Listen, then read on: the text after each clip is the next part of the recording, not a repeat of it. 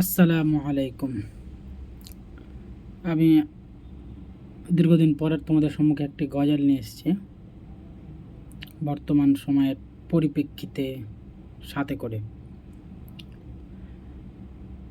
একটা সময় ছিল মোদের বাল্যকাল রে, তখন কিছু বুঝতাম না কো, ঘুরে বেড়াতাম যে, খেলাধুলা করতাম আমরা, থাকতো না কো হিংসা বিদ্বেষ। খেলার পরে ঝগড়া হতো, 2 মিনিট পরে একসাথে আবার বেশ। একসাথে মোরা ছিলাম যে ভাই, থাকতো না কো হিংসা বিদ্বেষ।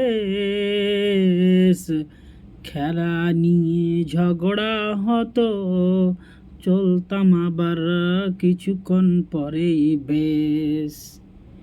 এরম করে চলতো সেই দিন আমাদেরই ছোটবেলা। বড় হয়েছি এক মানুষের কাছে অবহেলা। সবাই করে অবহেলা, নাই যে হাতে টাকা পয়সা। সবাই করে অবহেলা, নাই যে হাতে টাকা পয়সা। দেখো আজকে মূর্খদের হাতে হয়েছে কোটি টাকা, তাদেরকে আজ আসন পেতে দিচ্ছে শত শত মানুষ বোকা।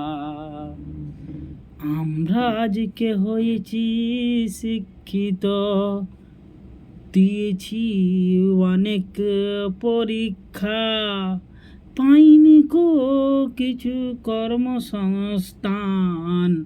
মনে স্বপ্ন আছে দিব ছাত্র ছাত্রীদের শিক্ষা, কিন্তু সময় বয়ে যাচ্ছে, হয়ে গেল বয়স 26 খানা। কিছু এখন করতে পারি না, থাকি বাড়িতে বসে।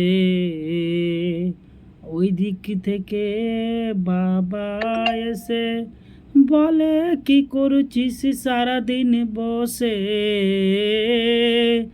ওই দিক থেকে দাদা এসে দায় খোকামের ঘোচা।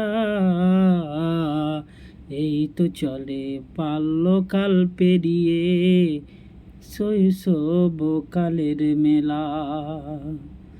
বর্তমান সময় হচ্ছে মানুষের অবহেলা। বর্তমানে সময় হচ্ছে মানুষের অবহেলা।